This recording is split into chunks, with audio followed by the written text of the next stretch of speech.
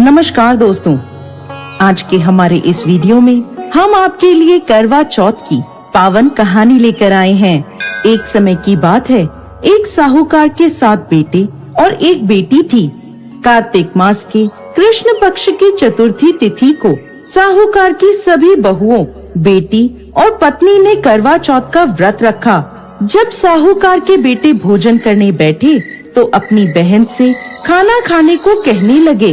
तब वह बोली, भाई अभी चांद नहीं निकला, मैं चांद की प्रतीक्षा करूंगी। चांद को अर्घ देकर ही भोजन कर सकती हूँ। साहूकार के बेटे अपनी बहन से बहुत प्रेम करते थे। वो बहन को भूख से व्याकुल नहीं देख पाए। उन्होंने नगर के पास की पहाड़ी पर एक दीपक जलाया और उसे चलनी के आगे रखकर बहन को कह दिया, बहन चांद निकल आया, अब तुम अपना व्रत खोल सकती हो। साहूकार की बेटी अपनी भाभियों से कहने लगी, भाभी चांद निकल आया, चलो अर्घ देकर भोजन कर लेते हैं। सभी भाभियां बोली, नहीं बाई जी, ये तो आपका चांद निकला है, हमारा चांद निकलने में अभी समय है। भूख से व्याकुल वो चांद को अर्घ देकर भोजन करने बैठ गई। जैसे ही पहला निवाला खाने लगी तो उसे छींक आ गई।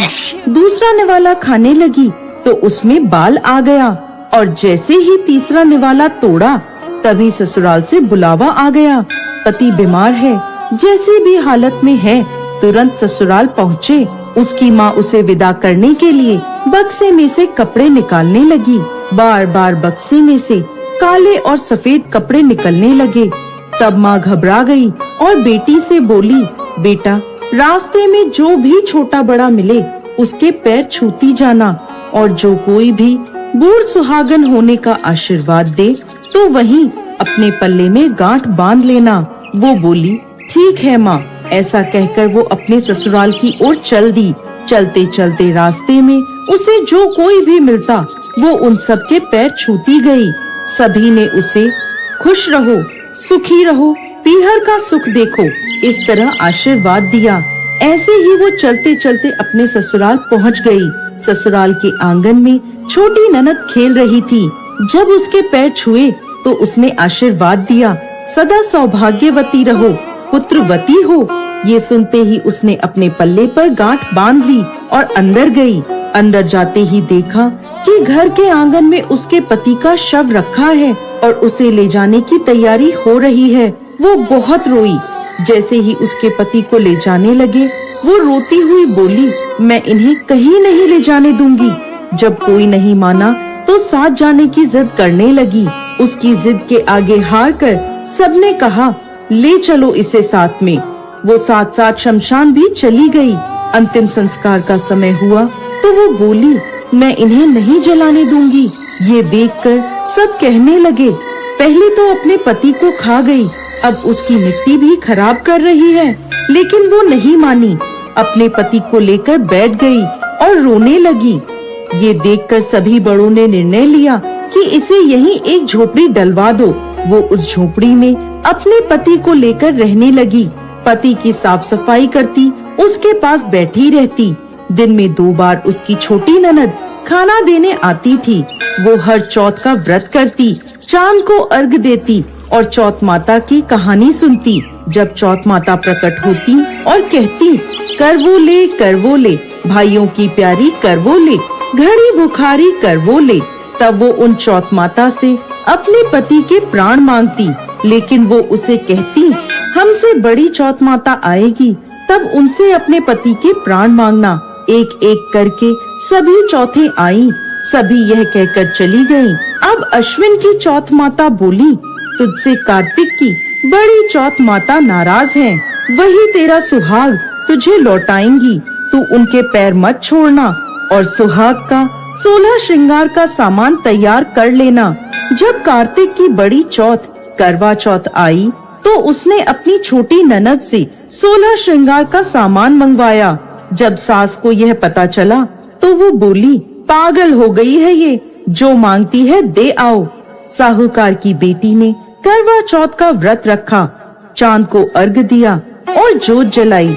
जब चौथ माता प्रकट हुई तो बोली, करवो ले भाइयों की प्यारी करवोले, दिन में चांद उगाने वाली करवोले, घड़ी बुखारी करवोले।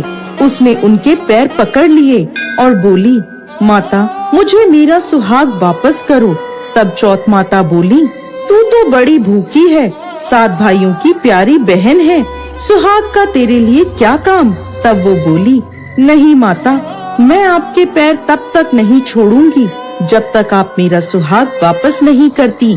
अब चौथ माता ने एक एक करके उससे सुहाग का सामान मांगा। उसने सुहाग का सारा सामान चौथ माता को दे दिया। तब चौथ माता ने अपनी आँख से काजल निकाला, नाखूनों से मेहंदी निकाली, मांग से सिंदूर निकाला और उसे करवे में घोलकर छोटी उंगली का छींटा दिया, जिससे उसका पति जीवित हो गया।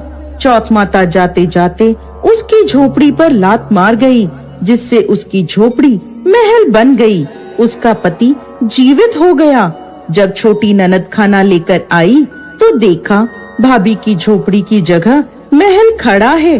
वो दौड़ी दौड़ी छोटी ननद के पास गई और बोली, बाईसा, आपका भाई वापस आ गया, जाओ सासू जी को कहो गाजे बाजे से हमें लेने आए। छोटी ननद दौड़ी दौड़ी माँ के पास गई और बोली, मामा भाई जिंदा हो गया। माँ बोली, भाभी के साथ तेरा भी दिमाग खराब हो गया है।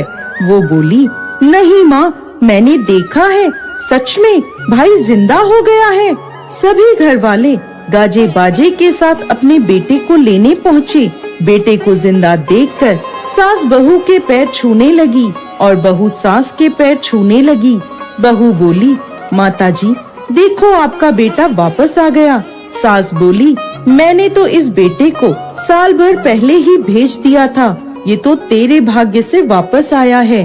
हे चौथ माता, जैसा दुख पहले साहूकार की बेटी को दिया वैसा किसी को भी मत देना, और जैसे बाद में उसको सुहाग का वरदान दिया वैसे ही इस कहानी को कहते, सुनते और हुंकार भरते सब पर कृपा करना।